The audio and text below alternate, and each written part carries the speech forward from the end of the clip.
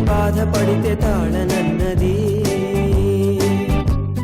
మనుషులెరుగలేరు మామూలు ప్రేమ కాదు